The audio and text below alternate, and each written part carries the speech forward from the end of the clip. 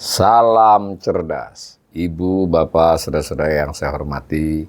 Sesi membaca berita kali ini saya akan membacakan 3 berita terkait dengan perkembangan indeks harga saham gabungan hari ini ya, hingga siang tadi tanggal 27 Februari 2025. Berita pertama saya baca dari CNBC Indonesia yang ditulis oleh redaksi CNBC 27 Februari jam 11.37. Judulnya Breaking, IHSG anjlok 1,48%. Selangkah lagi balik ke level 6.400. Nah, ditulis, indeks harga saham gabungan atau IHSG mengalami tekanan hari ini, Kamis 27 Februari 2025. IHSG yang dibuka turun 0,32% ke level, nah ini kemungkinan salah ketik. Di sini tulisnya 658, ini 6548 sebenarnya ya. Tercatat semakin amblas jelang penutupan perdagangan sesi pertama. Hingga pukul 11.30, IHSG tercatat anjlok 1,48% ke 6.508,39 ya. Belum penutupan nih 11.30, penutupannya jam 12.00. Sebanyak 213 saham naik, 328 turun, dan 165 tidak bergerak. Nilai transaksi pada pagi ini mencapai 5,36 triliun yang melibatkan 8,23 miliar saham dalam 576 ribu kali transaksi. Secara sektoral, penjaga IHSG tidak jatuh terlalu dalam hari ini adalah industri yang masih bisa meningkat ya, 0,35%. Sementara itu, sektor finansial menjadi penekan terbesar, lalu disusul oleh konsumer primer dan kesehatan. Jadi ada kelompok-kelompoknya ya di IHSG itu, kelompok sektoral. Nah, tekanan IHSG belum lepas dari aksi jual asing. Dalam 3 hari terakhir, asing terus mencatatkan net sell asing, berarti asing lebih banyak menjual. Nah, diberitahu angkanya 3,47 triliun pada Senin, lalu 1,6 triliun pada Selasa, dan sebesar 323,56 miliar pada Rabu. Nah, hari Kamis ini kan baru separuh hari.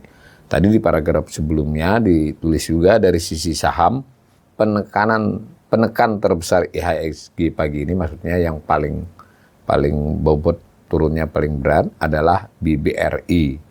Bukan hanya turunnya ya, tapi juga bobot perdagangannya yang berkontribusi 26,13 indeks poin terhadap penurunan IHSG. Jadi dia yang Bank BRI ya, yang paling banyak menyumbang, disusul oleh BMRI, Bank Mandiri ya, lalu disusul oleh TLKM, Telkom.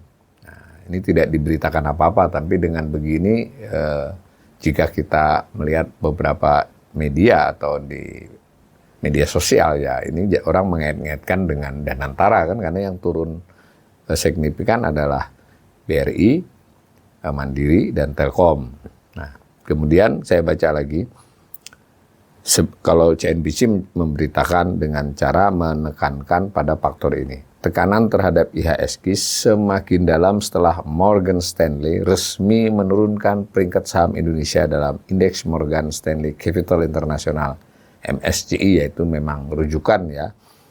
Jadi kalau kayak di rating investasi kan ada juga ini rating saham Indonesia ini turunkan dari equal weight EW menjadi underweight AW ya, AW. Keputusan ini didasarkan pada prospek pertumbuhan ekonomi domestik yang melemah serta meningkatnya tekanan terhadap profitabilitas sektor siklikal. Nah, jadi menurut berita CNBC ini penekan utamanya adalah penurunan indeks di indeks Morgan Stanley itu ya, yang terbaca oleh seluruh pelaku internasional. Pasar keuangan juga perlu mencermati sejumlah sentimen dalam negeri datang dari peluncuran bullion bank serta rencana pemerintah ke depan. Nah, bullion bank ini bank emas ya. Jadi CNBC tetap menyisipkan paragraf nih bahwa ada faktor juga sentimen dalam negeri. Memang penekan utama adalah faktor luar negeri tadi. Sebagaimana diberitakan sebelumnya oleh CNBC ya, Presiden Prabowo Subianto meresmikan layanan bisnis emas pertama Ballion Service pada Rabu 26 Februari 2025. PT Pegadaian dan PT Bank Syariah Indonesia telah memperoleh izin usaha berdasarkan peraturan OJK. Layanan ini mencakup simpanan pembayaran simpanan pembiayaan perdagangan serta penitipan emas yang bertujuan mengoptimalkan pemanfaatan cadangan emas nasional. Itu satu yang dianggap oleh CNBC. Kita juga tidak melihat analisisnya, cuma ini struktur beritanya mengesankan ini justru memiliki sentimen tanda petik negatif kan kalau melihat berita ini. Nah, masih dari dalam negeri, investor juga perlu mencermati pernyataan CEO, Badan Pengelola Investasi Danantara, Rosan Perkasa Roslani, yang optimis IHSG akan kembali menguat setelah mengalami tekanan dalam beberapa hari terakhir. Ia menegaskan bahwa fundamental emiten di Bursa Efek Indonesia, khususnya BUMN dan sektor perbankan tetap solid dan memiliki prospek yang kuat. Ya wajar ya, beliau ketua BPI, beliau menteri, ya, ini si CNBC sebagai jurnalisme memberitakan ini pendapatnya Rosan, bisa dikatakan pendapat pemerintah.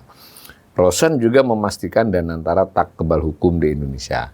Hal ini menjawab kekhawatiran masyarakat terkait Danantara yang disebut-sebut tidak bisa diperiksa oleh Komisi Pemberantasan Korupsi.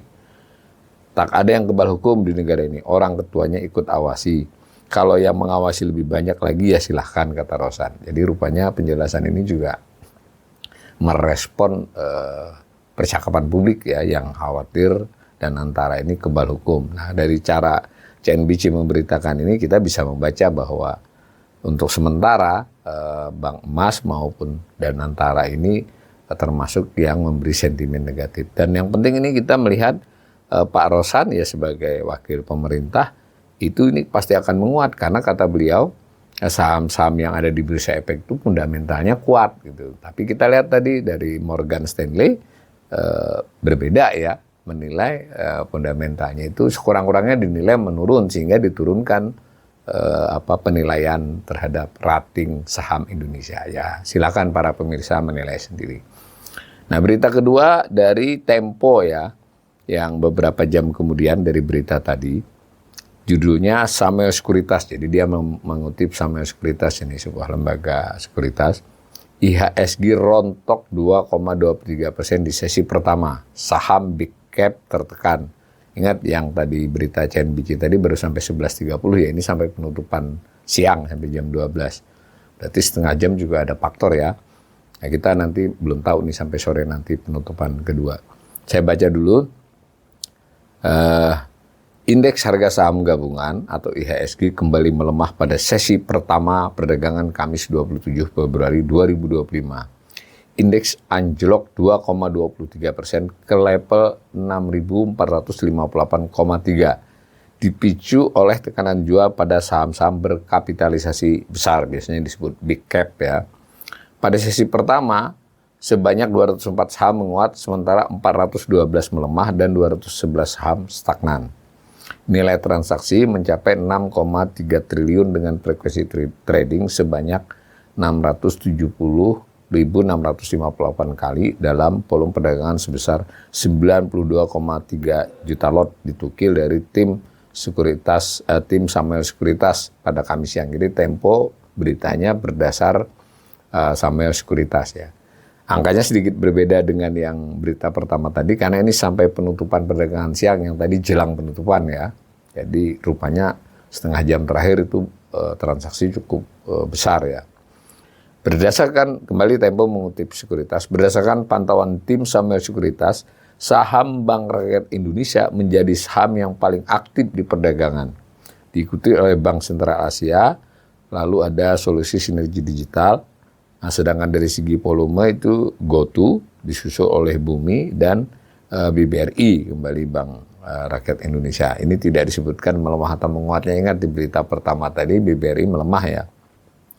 Tempo kemudian melanjutkan dengan soal sektor transportasi menjadi satu-satunya indeks sektoral yang mencatatkan kenaikan sebesar 0,3%.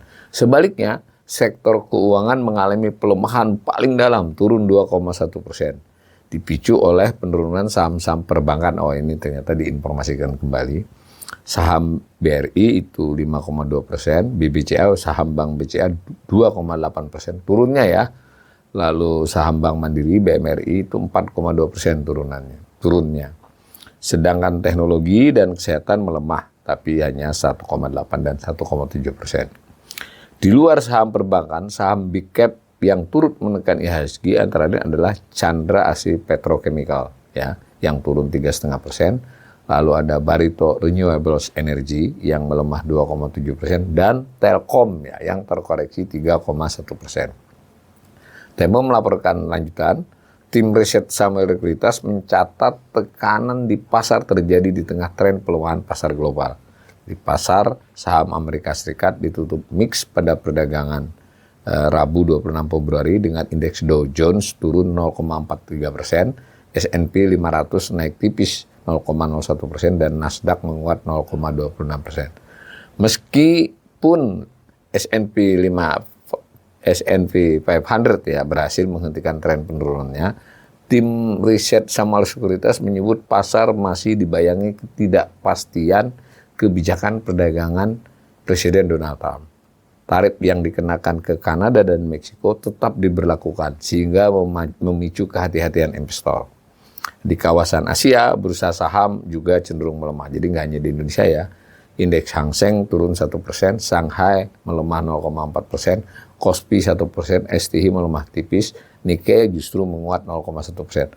Kalau dilihat sepintas begitu, ya IHSG paling melemah ya dari yang ditulis diberitakan ini.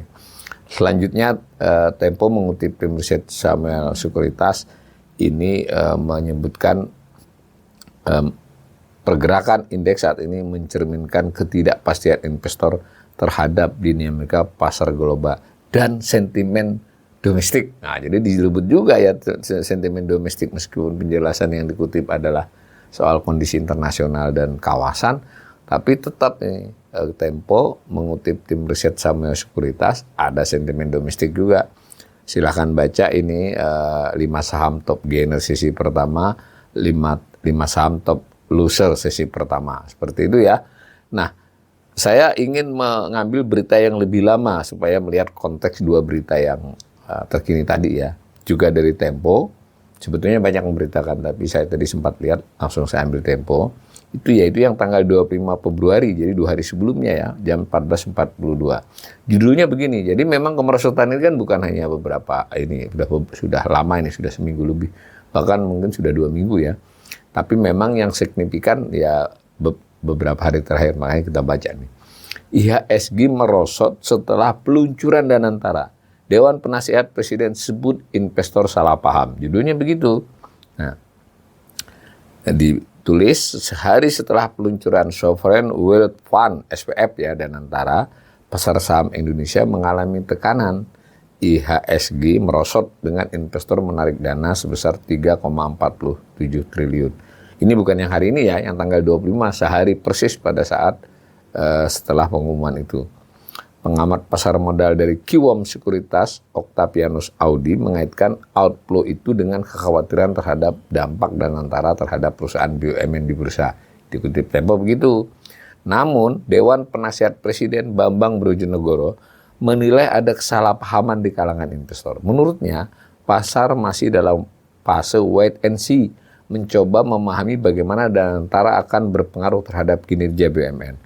Mereka ingin kepastian apakah dengan adanya Danantara ini akan makin membuat performa BUMN lebih baik, ujarnya saat ditemui di Jakarta Selasa 25 Februari 2025. Salah satu kekhawatiran utama investor, kata Bambang, ialah potensi penurunan dividen dari perusahaan-perusahaan BUMN yang selama ini royal dalam membagikan keuntungan. Namun Bambang menegaskan bahwa anggapan ini tidak sesuai dengan strategi pemerintah. Saya yakin ini tidak menjadi bagian dari strategi. Kepentingan investor minoritas tetap akan menjadi perhatian utama bagi BUMN yang sudah terbuka. Untuk tambahan informasi kepada pemirsa, BUMN yang terutama yang sudah masuk ke pasar modal terbuka seperti BRI, Mandiri, Telkom, ya, itu ada kepemilikan publik. Jadi kepemilikan pemerintah misalnya kalau di BRI dan Mandiri itu hanya sekitar 54% aja ya, 52-54%. Berarti kepemilikan publik kan luas, publik itu swasta ya.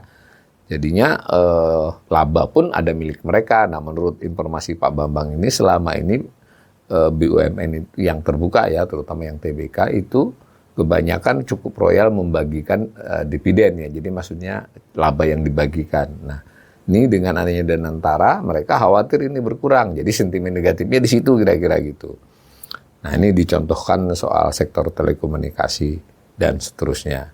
Saya tidak bacakan. Yang penting justru Pak Bambang ini agak beda dengan Pak Rosan tadi ya. Jadi nampaknya Pak Bambang secara implisit mengakui faktor sentimen negatif itu ada. Nah silahkan pemirsa menimbang-nimbang sendiri. Yang jelas kita harus fair sebagai orang yang mencoba memahami secara bijak ya, secara berimbang.